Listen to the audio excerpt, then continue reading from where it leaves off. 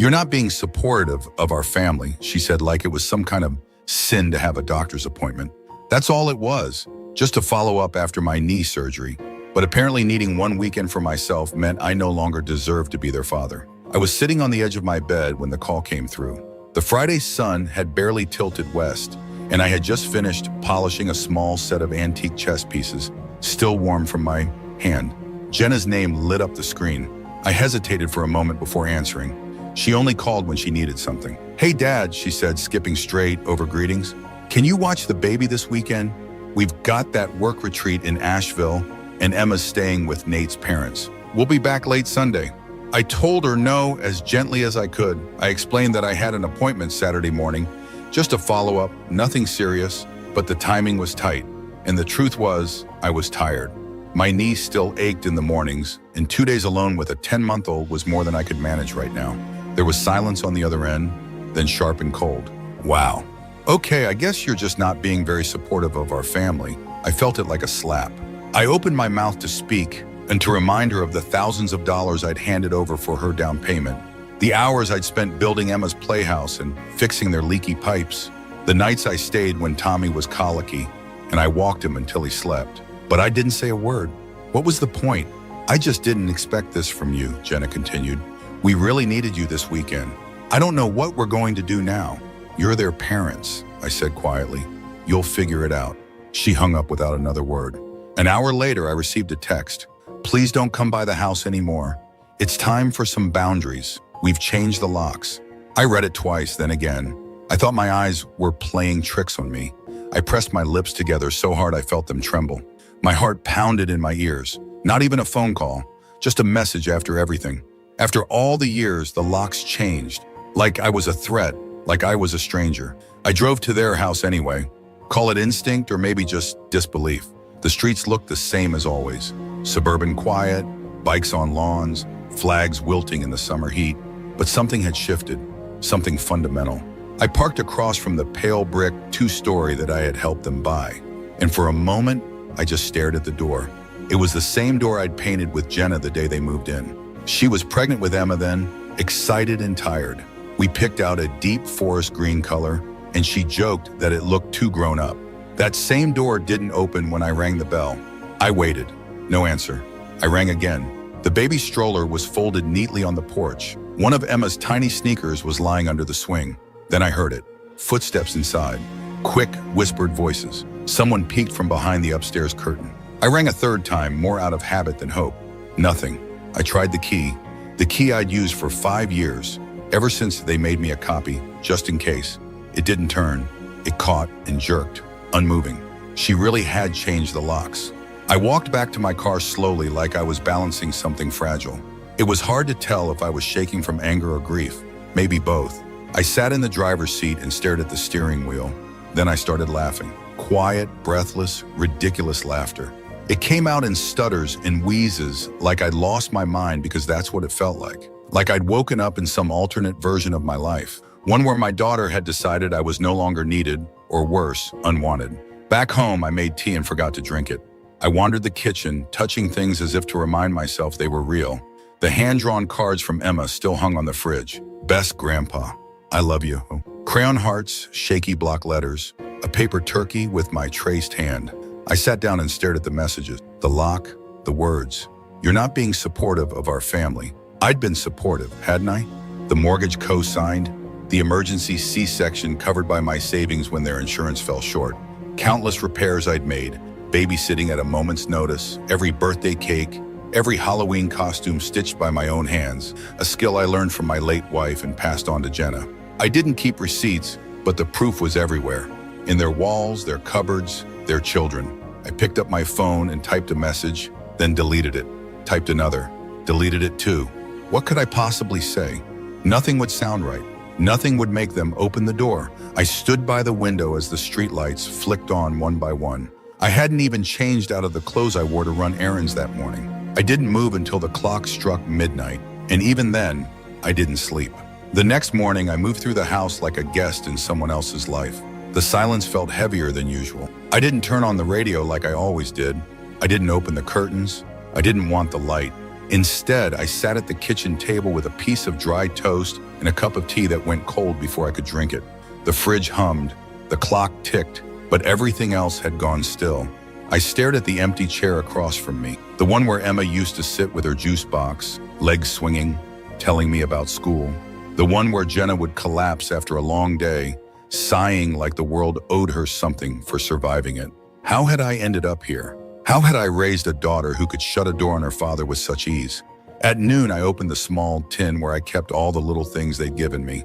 A pressed flower from Emma, a photo booth strip with Jenna in her 20s, smiling wide and wild. A thank you card from Nate after Tommy was born, written hastily, but it said, "We don't know what we'd do without you." I sat with that line for a long time. Apparently, they figured it out. My phone buzzed once and I jumped, but it wasn't Jenna. It was a spam message about car insurance. I set the phone down and pushed it away like it might bite. Then I did something I hadn't done in years. I took out the folder, the big yellow one with the black clip, family expenses written in faded ink across the top. Inside were records. I'd kept them, not for leverage, not out of pride, but because I was a librarian by trade and by nature. I recorded things, not everything. Never the small favors, the sleepless nights, the hours I spent driving across town, but the big ones, the money, the legal things, all haulings, the obligations I'd taken on because I was the only one who could. The $12,000 for their down payment, the $4,300 to cover Emma's hospital bills when Nate lost his job, the $800 stroller Jenna said she absolutely needed, the tuition payments I helped with so Emma could stay in her Montessori school. None of it was begrudged, not then. I had the means, I had the heart. That was the role, wasn't it? The giving father, the reliable grandfather, the solid background figure who keeps everything going without asking for anything in return. But now I was asking myself something for the first time. Who takes care of me? I looked around the house. No one else was here. No one was calling to check if I was okay. No one was asking if I'd eaten, if I was sleeping, if I had cried all night. I had. The grief wasn't loud. It didn't come in cries or screams. It settled like dust in my lungs, slow, suffocating, and impossible to explain to anyone who hadn't felt it. She changed the locks. I whispered it aloud just to hear how absurd it sounded, like I was some reckless intruder instead of the man who had once calmed his daughter through nights of fever and fear, holding her hand, telling her everything would be all right. I stood up. My knees ached as they always did, but I moved with purpose. I took out the small framed photo from the living room shelf, Jenna holding baby Emma, me beside them, all of us younger and softer looking.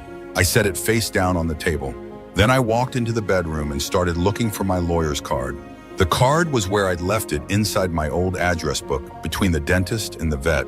I hadn't called Alan Rivers in over 6 years, not since I updated my will after my wife passed.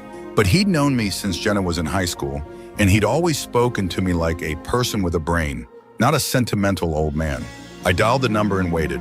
"Rivers and McKinley, this is Abby," the receptionist chirped. "Hi, dear. This is Arthur Joyce. I was a client of Mr. Rivers some years ago. I'd like to make an appointment with him at his earliest convenience." There was a pause, the sound of keys clacking. "Yes, of course, Mr. Joyce. Let me check his schedule. We can fit you in Tuesday morning at 10. "Perfect. Thank you." She asked if I needed a reminder call. I said no. When I hung up, I felt something shift in me. Not anger, not grief this time, but a strange, subtle strength, like I had picked up a piece of myself I didn't realize I'd lost. I wasn't planning to sue anybody. I wasn't going to show up at their doorstep with documents and demands, but I needed clarity. I needed to understand what I had built and what I had given away. Later that day, I pulled out a box from the hallway closet marked house. Inside were deeds, receipts, insurance forms. I hadn't looked at them in years. I flipped through until I found it. The equity loan agreement, the one I had signed in to help Jenna and Nate secure their second mortgage back when they wanted to expand the kitchen and add the nursery. They hadn't qualified on their own. I was listed as a co-signer. No ownership, no say, just responsibility. I looked at another folder, my retirement account statements, several wire transfers to Jenna's account over the years. Bridge between jobs, she'd called it, just until Nate's next commission check comes in. I'd never asked for repayment, never even mentioned it. Somehow needing the money back felt more shameful than giving it. I sat in my chair holding the papers, letting them speak for themselves. I had helped them build a life, but I wasn't part of it. I remembered a conversation from last year. Jenna had been venting about Nate's father of all people. "He always tries to insert himself," she'd said. "I can't stand the guilt trips. I wish he'd just back off." At the time, I nodded sympathetically, but now I wondered if she said that to me for a reason, a warning. That evening, I walked around my small home slowly, as if seeing it for the first time in years. Everything here had been chosen with care. The blue floral curtains, the old oak bookshelves, the rocking chair in the corner. None of it expensive, but all of it mine.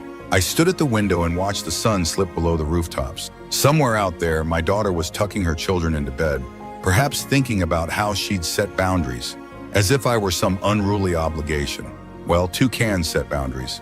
I didn't sleep much that night again, but it wasn't the tossing, spiraling kind of wakefulness. It was quiet, focused, like something inside me had turned a dial, and I was finally tuned into my own frequency. By 6 a.m., I was at the kitchen table with a pen, a notepad, and 3 envelopes I kept in the bottom drawer of the hutch. Medical, home repairs.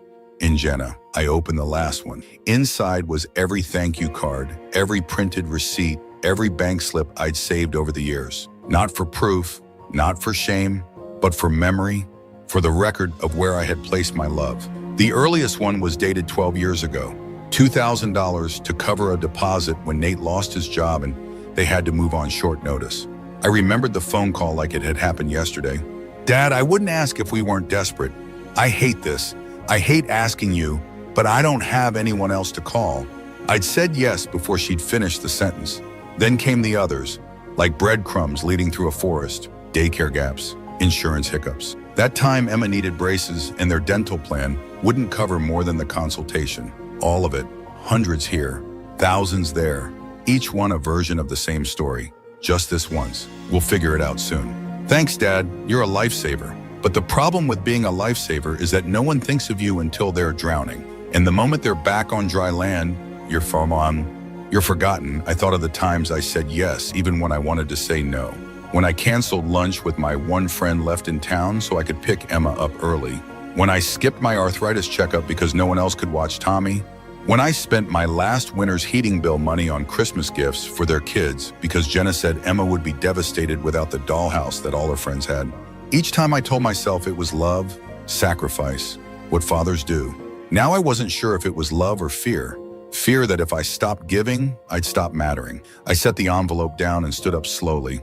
My knees didn't like that, but they obeyed. I walked to the front door and opened it. The morning air smelled like dew and old grass. Across the street, my neighbor Walter was already watering his begonias in his gardening clothes. He waved. I didn't wave back. Not out of rudeness. I just couldn't lift my hand. Not yet. Back inside, I made tea and stared at my phone. Nothing. No message from Jenna, no follow-up, no apology, not even a line to explain. Was this really it? A weekend refusal, a doctor's appointment, a single word no, and I was erased. I picked up the phone, scrolled to her name, hovered, then I put it down again. What would I say? That I was sorry for needing one Saturday to take care of my own health? That I'd cancel the appointment again if she'd just let me back into the lives I'd helped build? I couldn't do that. Not anymore. Because here was the truth I'd been avoiding, and it hit me with the stillness of a final note. This wasn't the first time Jenna had punished me for setting a limit. It was just the first time she'd made it permanent. I thought back to last year when I told her I couldn't fly out for their anniversary because the doctor had warned against long-distance travel with my blood pressure. She hadn't spoken to me for weeks after that, said I was choosing my ailments over her milestones. Before that, the christening, when I'd asked if they could maybe consider a date when I wasn't scheduled for physical therapy, she told me I was being difficult, that she didn't need drama. Every time I advocated for myself, she responded with distance, coldness, silence, and I, like a fool, came crawling back with gifts, with apologies I didn't owe. Until now. Now I was standing still, letting the silence settle. I didn't send a text. I didn't offer explanations. I took a deep breath, walked to the filing cabinet, and pulled out the folder labeled estate. Then I picked up the phone and called Alan Rivers again. "Can we add a few more items to discuss on Tuesday?" I asked. "Of course, Mr. Joyce. What's on your mind?" "My power of attorney. I'd like to revoke it, and I need to make some changes to my will." Tuesday couldn't come soon enough. I filled the time the only way I knew how. Cleaning, dusting corners that hadn't seen daylight in months, scrubbing the kitchen grout with vinegar and an old toothbrush. rearranging books I no longer had the eyesight to read but couldn't bear to give away.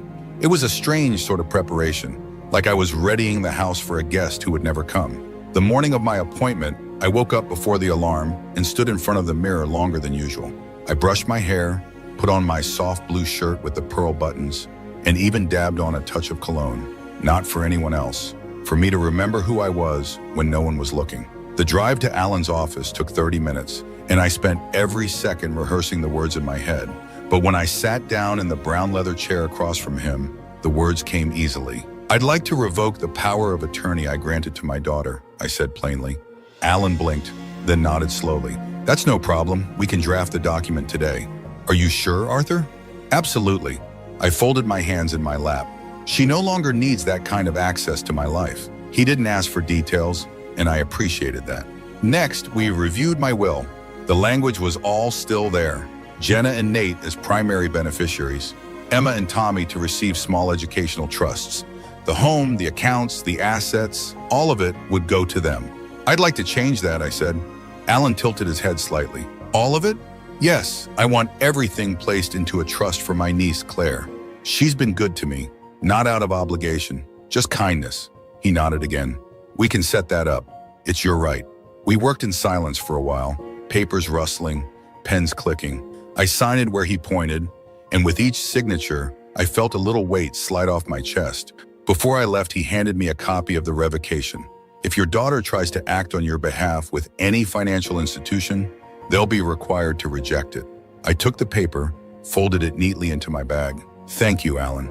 Outside, the sky was overcast, but I felt light, like I'd stepped into a version of my life where I was no longer waiting for someone to recognize my worth. I had done it myself. When I got home, I called the bank next. It took 3 transfers and 1 tedious identity check. But finally, I reached someone named Derek in the senior accounts department. "I need to cancel all scheduled transfers to my daughter's accounts," I said. "Immediately." He hesitated. "All of them, sir? I see there are several recurring payments." "Yes, all. I'll handle the penalties." Another pause. "May I ask the reason for cancellation?" I thought about answering about saying something vague like financial restructuring or change in the family, but instead I told the truth. "Because I've decided that my support doesn't have to come at the cost of my dignity." Derek was quiet for a moment. "Understood. We'll process the cancellations today." "Thank you." After we ended the call, I sat very still. The silence in the room felt different now. Not lonely, not empty, but clean, like space I had finally reclaimed. The next morning I went to the bank in person, not because I didn't trust Derek, but because some things, important things, deserve to be done face to face. I wore my good suit jacket, the one I used to save for church and weddings. It was too warm for it really, but it made me feel prepared, presentable, like someone who took himself seriously, even if others hadn't in a long time. The branch was quiet, just a low murmur of conversations and the gentle hum of printers. A young woman with glossy black hair greeted me with a smile that didn't quite reach her eyes. "I have an appointment with the branch manager," I said. "Your name?" "Arthur Joyce." She typed something, nodded, and gestured toward the waiting area. "Mr. Quinn will be with you shortly." I sat near the window, clutching my briefcase with both hands. Not because I was nervous, but because I was holding history. Statements, receipts, photocopies of payments made over a decade. Evidence, I suppose. Though I wasn't here to prove anything, I just wanted clarity. Mr. Quinn appeared 10 minutes later, a man in his 40s with a sharp blazer and eyes that missed nothing. He greeted me warmly but professionally. "Mr. Joyce, please come in." His office was too cold. I didn't say anything. I just followed him and sat across the desk. "I understand you'd like to make some changes to your accounts." "Yes," I said. "I want all outgoing transfers to my daughter's household permanently canceled. I also want to create a separate trust." He didn't blink, just reached for a pen. "Do you already have a beneficiary in mind?" "My niece, Claire Linton. She lives in Portland. She visits every year, calls just to say hello. She once drove across 2 states to bring me soup when I was sick." Mr. Quinn nodded without comment. "I'd like the funds that were previously designated for my daughter's household redirected into this trust," I continued. "But not just the recurring payments, all remaining discretionary funds I've held back in case of family need. I no longer consider that a healthy category." I thought I saw his mouth twitch into the barest hint of a smile. We spent the next hour going over details, percentages, access terms, investment options. I asked questions, I made decisions, I signed papers. I'll need to submit identification forms for Ms. Linton, he said, and some paperwork will need her signature to activate full access. She's expecting it, I replied. I already told her there might be something small. I didn't tell her how much. It wasn't an enormous sum by modern standards, but it was more than I'd ever had growing up, more than I'd ever expected to save. I wanted it to go to someone who would use it with care, not entitlement. When we finished, Mr. Quinn stood and extended his hand. Is there anything else I can help with today? Yes, I said.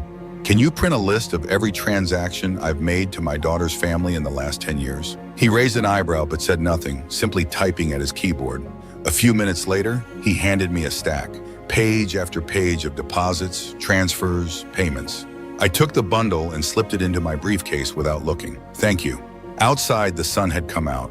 I walked to my car slowly, the documents pressing a gentle weight against my side. Not heavy, just real. Back home, I made tea and spread the pages across my dining room table. My own name printed over and over. Small sums, large ones, the monthly grocery stipend, Emma's private lessons, Nate's dental work, gas money, car payments, a water heater replacement. I circled each one with a red pen, not to shame myself, to remember. I counted 123 transfers over 10 years, and that didn't include gifts, groceries, or babysitting. That didn't include the nights I slept on their couch when they were sick, or the holidays I spent fixing things and keeping the peace while they smiled for pictures and let me wash every dish alone. 123 times I said yes, until now. That evening, I sat down with a fresh sheet of paper and wrote a letter. Not one I would send, just one I needed to write. Dear Jenna, I hope someday you'll understand that love and obedience are not the same thing. I raised you to be strong, and I'm sorry if that strength made you think I was unbreakable. I said yes too many times. Not because I didn't have limits, but because I thought saying no would mean losing you. I see now I lost you anyway. So now I choose myself. I signed it, then folded it, placed it in the drawer, and let the stillness return. I hadn't planned to tell anyone, not yet, not until the dust settled. But then the call came from Nate late Thursday afternoon. Unexpected and far too polite to be sincere. Hey Arthur, just wanted to check in. Jenna mentioned you've been taking some space. We respect that, of course, but she's worried about you. I almost laughed. Instead, I said, I'm fine, Nate. Is there something you need? There was a pause, short but sharp. Well, I noticed the grocery transfer didn't come through this week and the car insurance too. I figured it was a banking error. No, I said, not an error. Another pause longer this time. Right, so is everything okay? I could hear it then, the shift in his voice. Concern hardening into irritation, that quiet entitlement rearing its head. I've decided to stop the payments, I said, all of them. There was silence, not even breathing. Then, did something happen? I wanted to ask him if he really had to ask, if he thought it was normal to change the locks on the man who'd built his children's playhouse. But I didn't. Instead, I said, Jenna made it very clear I'm no longer part of your family, and I'm simply respecting that. I think maybe you're taking things a little personally, he said. That did make me laugh quietly. Bittersweet. Goodbye, Nate. I hung up. 10 minutes later, my phone buzzed again. This time, a text from Jenna. Dad, I don't know what you think you're doing, but you're creating a lot of stress in our household. This is not how families behave. I stared at the screen, then turned the phone over, face down on the table. That evening, I returned to Alan Rivers' office to finalize the will. He greeted me with that same calm demeanor, as if we were discussing a crossword puzzle and not the redistribution of a lifetime's worth of effort. Everything's prepared as we discussed, he said, handing me the thick document. Your niece Claire will inherit the house, the accounts, and the remaining assets. Your daughter and her family have been removed as beneficiaries. I read the first page slowly, feeling each clause land with quiet precision. And the trust active as of this morning, he confirmed. Claire's already received the notification and will have access once we complete the last signature. He handed me the pen. I didn't hesitate. When I was done, he gathered the papers, tapping the edges neatly into a folder. Are you sure you don't want to leave a token amount to your daughter? Sometimes people prefer a gesture, even symbolic. No, I said. I left her enough already. We sat in silence a moment. Then he said more softly, It's never easy, Arthur, even when it's necessary. I met his eyes. She changed the locks. That was the easy part for her. I'm just following the rules she set. He nodded. Outside, the wind had picked up, rustling leaves down the sidewalk. I walked to my car slowly, not because my knees were stiff, but because I felt strangely tall, anchored. When I got home, I poured myself a glass of scotch, something I almost never did. I wasn't celebrating, not exactly, but I wanted to mark the moment, not with fanfare, but with quiet acknowledgement. I had done something hard. I had told the world I would not be used anymore, not even by those I loved most. And strangely, in the stillness of that evening, I felt no regret. Later, as I washed the glass and turned off the lights, I passed the small side table in the hallway, the one with the frame of Emma's first school picture. I stopped. Gently, I lifted the photo out of the frame and tucked it into a drawer, not to throw it away, not to forget, but because I no longer needed it to remind me who I was. The next morning, I got a knock at the door. Not the postman, not a neighbor, not even someone I expected. It was Walter Miller. He stood there with a paper bag and a half smile that didn't quite mask his concern. "I brought some fresh bagels," he said. "Still warm. Figured you might not be baking much lately." I hadn't seen Walter in nearly 2 years, not since his wife's memorial service. We used to talk every week back when our daughters were in school together, and we still believed we had more time than we knew what to do with. I stepped aside. "Come in." He set the bag on the kitchen counter like he'd never left. Same brisk movements, same sensible shoes. He poured the coffee himself without asking. I didn't stop him. "You've been quiet," he said after a few sips. "I've been occupied." He nodded, stirring his cup with the handle of his spoon. "Jenna called me, said you were having one of your moods, that you were withdrawing from the family." I didn't flinch. "Is that what she told you?" "She did, but I told her I'd come check for myself." I laughed softly. "Well, I'm not in the middle of a nervous breakdown, if that's what you're wondering." "I didn't think so." Walter set his cup down. "I told her you were the most clear-eyed man I've ever known, and that if you were doing something drastic, it probably meant something drastic had happened." I looked at him, then really looked at him. The creases at the corners of his eyes, the sharp tilt of his chin. He wasn't here out of curiosity. He was here because he knew what it meant to be pushed too far. I said no to watching the baby for one weekend. I said because I had a doctor's appointment. Jenna said I wasn't being supportive of the family. Then she changed the locks. Walter let out a slow, bitter breath. "Jesus, Mary, and Joseph."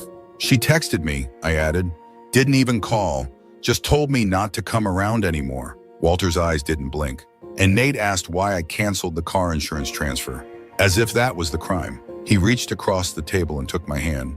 His grip was warm, steady. "You've been carrying them for years, Arthur, and they only noticed when you let go." I said nothing. "Good," he added after a moment. "About time someone reminded these grown children that love isn't a blank check." I smiled then, a small, real thing that touched the edges of my ribs. We sat for a long while talking, not about Jenna or the money or the hurt, but about books and old neighbors and the quiet horror of modern coffee machines. Walter refilled our cups twice. At one point, we laughed so hard I had to press a napkin to my eyes. When he stood to leave, he turned in the doorway and said, "If she comes crawling back, and she might make sure she brings a key, not an apology." I nodded. I wasn't sure yet what I'd do if Jenna came back, but I knew one thing. I wouldn't be waiting by the window. After Walter left, I wandered back into the living room and sank into the armchair. The house felt different now, not fuller, not emptier, just mine. The phone rang again. I let it go to voicemail. Then I listened. It was Emma. "Grandpa, it's me. I don't really know what's going on, but Mommy's been crying and Daddy's yelling, and I miss you. I miss your house and the stories, and I don't know. Can I come over sometime?" Even if Mommy says no, her voice cracked at the end. She didn't sound 5 anymore. She sounded older than that, older than she should have had to be. I stared at the phone a long time after the message ended, and then without thinking, I hit save. I didn't call back. Not yet. But I wrote her name down on a small yellow notepad I kept on the counter.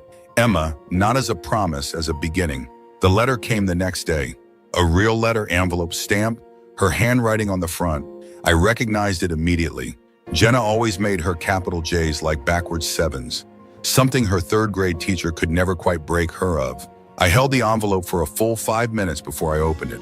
Inside, 2 pages written in blue ink. No greeting, no dear Dad, just a first sentence like a slap. "I hope you realize what you're doing to this family." I kept reading.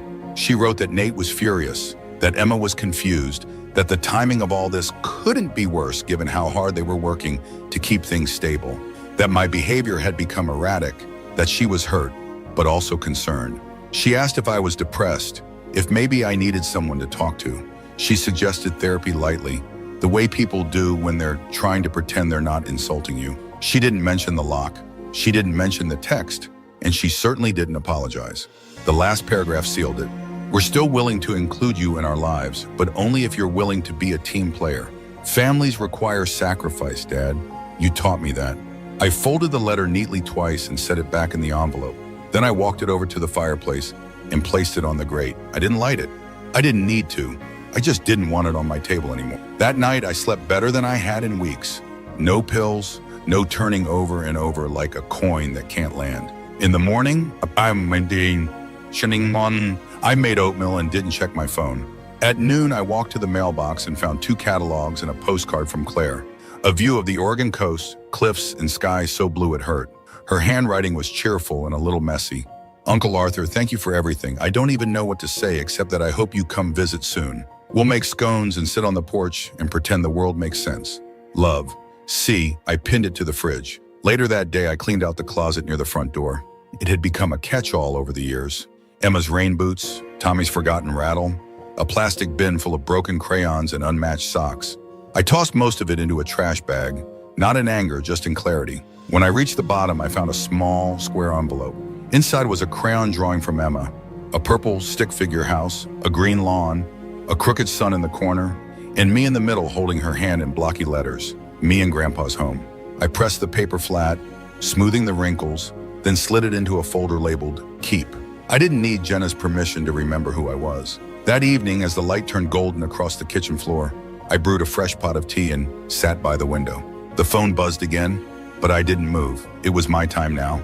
No obligations, no explanations, just the quiet dignity of someone who had finally stopped begging to be loved the right way. I hadn't been back to the library in over a year, not since the day I finally turned in my name badge after 42 years of service and 3 more as a volunteer. I told them it was time. My joints ached, the computers were getting faster than me, and the new director had this way of smiling like she was always just tolerating me. But on Monday, something nudged me out the door.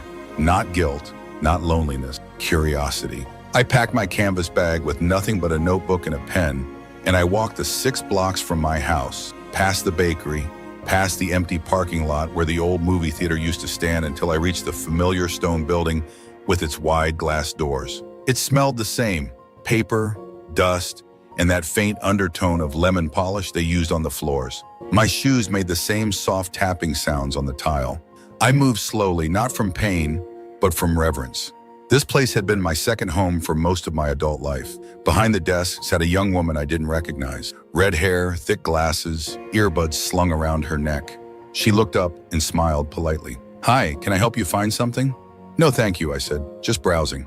I wandered through the stacks, fiction, large print, local history, all the same shelves, just a few newer spines. Some of the old favorites were still there.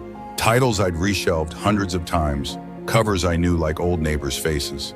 In the children's corner, a boy no older than 6 sat cross-legged, reading aloud to himself. His mother was nearby, half distracted by her phone. He had a gap in his front teeth, and his voice was sure, proud of every word he didn't stumble on. I watched him for a moment, remembering Emma at that age, how she'd curl against my side and whisper the endings to books before we even got to the last page. I didn't let the memory hurt me. Instead, I smiled. Near the back in the reference section, I saw a familiar sight, the old donations cart. People used to drop off books, mostly paperbacks with cracked spines or coffee stains. I used to sort them myself, deciding what could be saved and what was best tossed. As I leaned to scan the spines, someone behind me said, "You're Arthur Joyce, aren't you?" I turned slowly. The red-haired girl from the front desk stood there holding a clipboard. "Yes," I said, "though I'm not on the staff anymore." "I know, but I've heard about you. You ran the summer reading program for what, 20 years? 23, I corrected with a smile. "We used to give out popsicles for the top readers before the air conditioner worked properly." She grinned. "I'm Elena. I just started 2 months ago. It's honestly kind of overwhelming." "Well," I said gently, "the Dewey Decimal System hasn't changed. That's something." She laughed, then hesitated. Would you maybe, I don't know, be willing to come in sometime? Help us sort donations. The backlog's a mess, and I could use a second pair of hands. It caught me off guard, being needed for something real. Something not tied to family or guilt or obligation. I'd like that, I said. She seemed relieved. Great. No pressure, just if you feel like it. I walked home slowly that afternoon, the breeze soft against my neck. I didn't feel heavy. I didn't feel small. I felt useful, on my own terms. That night, I opened a fresh notebook and wrote at the top of the first page, things I still love. Old books, quiet mornings, strong coffee, Claire's postcards, my own company. I paused, then added, saying no without apology. The call from Nate came on a Thursday afternoon. I was in the garden trimming back the rosemary bush that had grown wild after the spring rains. The phone buzzed in my apron pocket, and for a moment I thought of letting it go to voicemail, but I answered. His voice was tight, formal. Arthur, we need to talk. I didn't respond right away. I pinched off a dry sprig and dropped it into the compost bucket. We've been trying to be patient, he continued. But this is getting out of hand. I leaned against the fence, letting the sun warm my shoulder. What exactly is out of hand? I asked. The money, he snapped. The sudden cancellations, the trust thing. Jenna's beside herself. She changed the locks on me, Nate. She was upset. I said no to babysitting for one weekend because I had a medical appointment. There was silence. She felt abandoned. She felt inconvenienced, I corrected. And instead of talking to me like a grown man, she sent a message and changed the locks. She's under a lot of pressure. We're all under pressure, I said. But not all of us retaliate by cutting off our fathers. He exhaled hard, then shifted tones. Look, let's be reasonable. You're making a statement. We get it, but this is hurting Emma. She misses you. She asks about you every night. The words pierced me more than I expected. Not because they were manipulative, because they were true, but I stayed quiet. Don't you want to fix this? He asked. For her. I took a breath. I want a relationship with my granddaughter, I said, but I won't earn it with silence and money. Not anymore. So what? This is a punishment. No, I said, this is a boundary. You two made a decision, and I'm finally making one of my own. His voice hardened again. You're destroying this family. No, I said calmly. I've been holding it together for years. You just didn't notice until I stopped. I ended the call. I didn't cry. I went back to my rosemary. Later that evening, I poured myself a glass of water and sat on the back steps as the sun dipped low behind the neighbor's roofline. The phone buzzed again. A new message from Jenna. Dad, I just don't understand what you're doing. This isn't you. It's cruel. You're leaving us in a mess. The mortgage is due. The cards are maxed. You've always said family takes care of family. Why stop now? I stared at the screen, then opened my notebook and wrote, because I finally learned that family isn't just who you take care of. It's who takes care of you. The paperwork was finalized that Friday morning. Alan greeted me at the front desk himself, folder already in hand. He didn't ask if I'd changed my mind. He didn't offer one more pause for reflection. He just said, everything's in order, and led me to his office. We reviewed the signatures line by line, my initials here, full name there, final signature at the bottom. By the time I handed the pen back, my hand ached, but my shoulders felt lighter than they had in years. You're officially done, Alan said, placing the final page into its folder. No further action needed. I appreciate you, I said. Truly, he smiled, small and real. You've done a brave thing, Arthur. It didn't feel brave, it just felt overdue. Outside, the wind had picked up. Early summer clouds were gathering and the streets smelled like asphalt and leaves. I didn't go straight home. Instead, I drove to the station and bought a ticket. One way, midweek departure. Destination, the Oregon coast. Claire had offered more than once.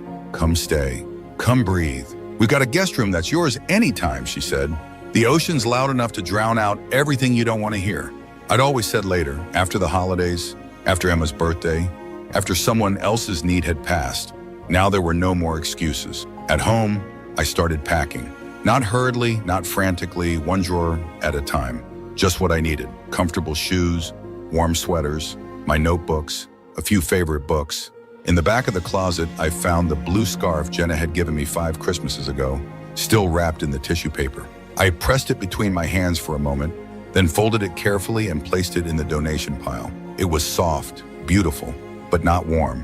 When the bag was full, I called the men's shelter and scheduled a pickup. I didn't need keepsakes anymore. I needed room. That evening, I stood in my bedroom and looked around. The house didn't feel smaller or lonelier. It felt paused, like a song left unfinished on purpose. I wrote a short note to my neighbor, left instructions for the mail hold, and set my alarm. I slept well.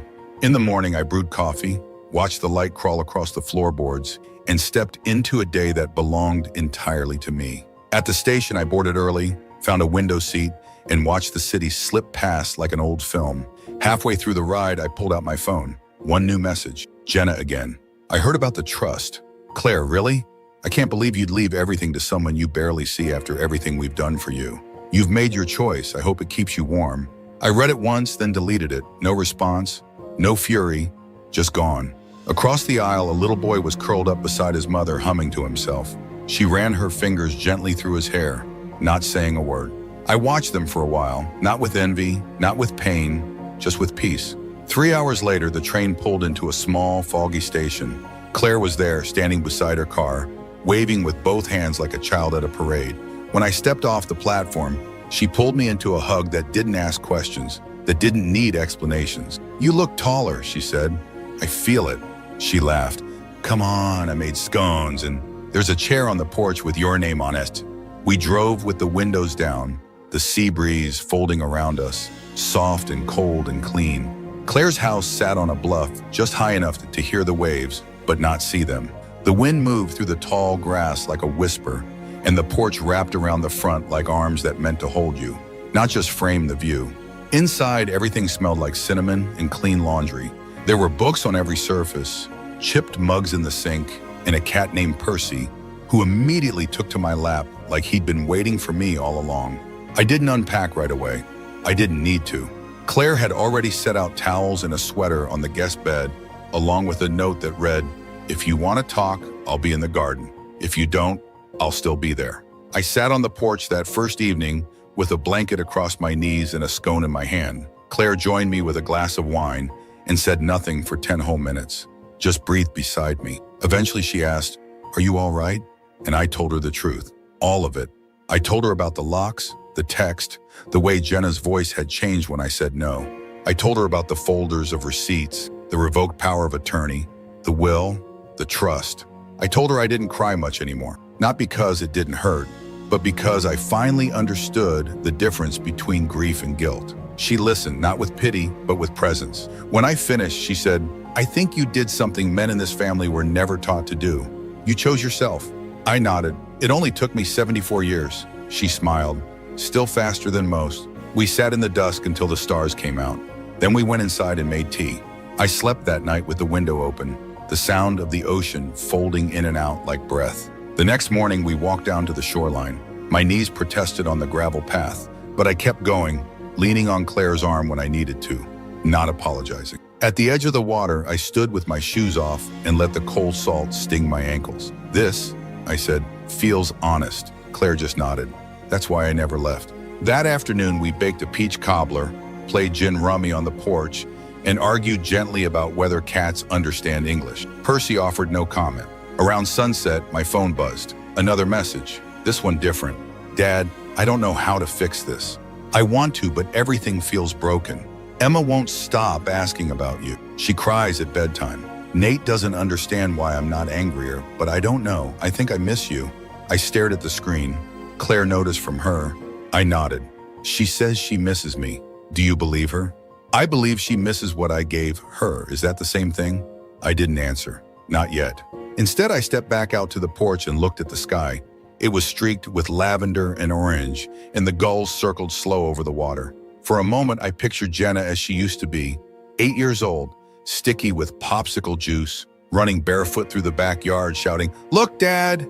every 2 minutes. And then I pictured the last text, the lock, the silence. I couldn't reconcile them. Maybe I wasn't meant to. That night, I listened to the ocean instead of answering. I set my phone on the windowsill and whispered, "Not yet." The wind moved through the open room like it had heard me. A week passed, then 2. I stayed in Claire's guest room longer than planned. She never hinted that I'd overstayed. She just added an extra blanket to the bed and more tea bags to the drawer.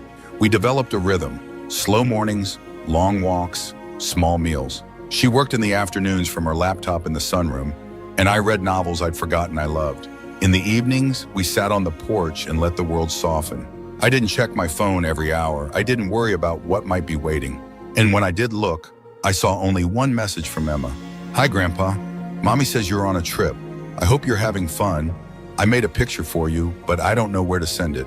It's you and me and the big cookies you made last summer. Can you write back soon? I miss you so much." I read it slowly, 3 times. Then I wrote back, "Hi, sweetheart. I miss you too. I'm near the ocean. It's loud and beautiful. And there's a cat here that reminds me of our old gingerbread stories. You can always send pictures to me. I'll keep them forever. You are in my heart every day." She replied within minutes, just one word, "Yay." I didn't hear from Jenna. Not a word, but something strange began to settle in me. Not bitterness, not longing, just understanding. Jenna had made her choices. I had made mine. Maybe someday our paths would meet again. Maybe not. But I no longer felt small in the waiting. Claire came home one afternoon with a small box. "What's this?" I asked. "A key," she said, "to this house, just in case you ever want to come back or never leave." I opened the lid, inside a single brass key on a ribbon. I didn't cry, but I held it like something sacred. That evening, I packed a small bag, not to leave, just to prepare. I wanted to go home just for a while, to walk through my garden, to open my windows, to sit in my own chair and feel the quiet I had earned. Claire drove me to the train station. She didn't ask when I'd be back. At home, the house was just as I'd left it. Clean, still, waiting, but not needy. I watered the rosemary. I sat on the porch. I brewed my tea. A day later, a knock came. Not Jenna. Emma, standing on the step, holding a folded drawing in her hands, her backpack crooked on one shoulder. She looked up at me with those same wide eyes I'd once seen blinking through a crib rail. "Mommy dropped me off," she said. "She said I could stay the weekend if it's okay." I opened the door without a word. Inside, she kicked off her shoes, ran to the fridge, and laughed when she saw the postcard still hanging. "You kept it," she said. Of course I did. That night, she curled up beside me on the couch, cocoa in hand, the old blanket around her legs. We didn't talk about the locks, or the silence, or the weekend that broke the pattern. We read her favorite story, the one with the fox in the moonlight, and the line that always made her whisper it back to me. "Home is where someone waits for you." I kissed her head, and in that moment, I knew I'd done the right thing. I hadn't left her behind. I just finally stopped leaving myself behind. If this story touched something in you, I want you to know this. It's never too late to draw the line, to protect your peace, to start again on your own terms.